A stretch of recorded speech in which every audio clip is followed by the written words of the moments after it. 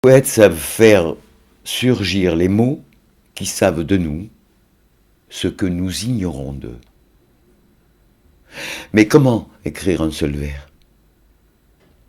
Rilke nous le dit dans un texte, écoutons-le. Pour écrire un seul vers, il faut avoir vu beaucoup de villes, d'hommes et de choses. Il faut connaître les animaux. Il faut sentir comment volent les oiseaux et savoir quels mouvements font les petites fleurs en s'ouvrant le matin.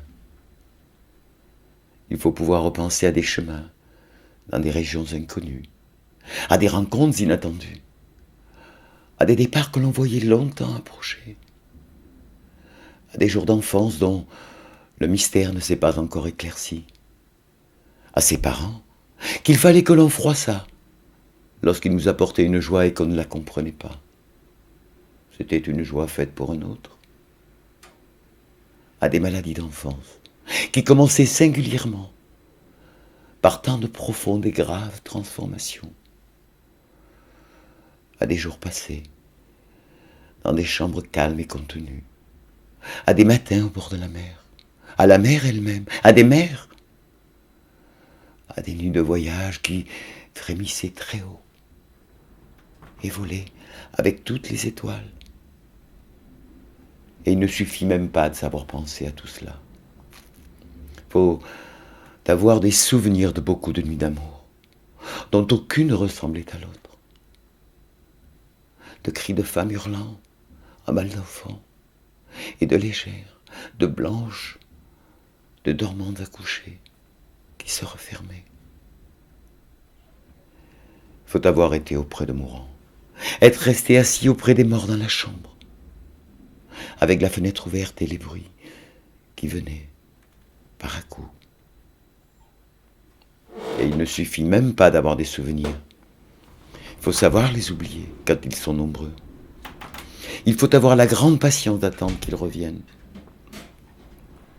Car les souvenirs ne sont pas encore cela.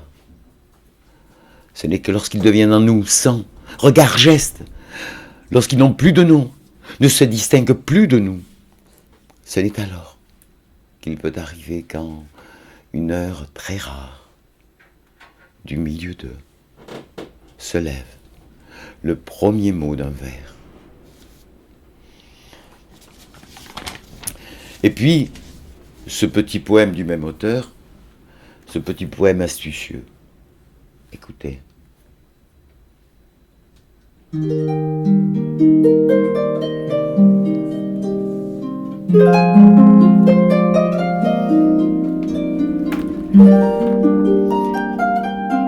Comment encore reconnaître ce que fut la douce vie en contemplant peut-être dans ma pomme l'imagerie de ces lignes et de ces rides que l'on entretient en fermant sur le vide cette main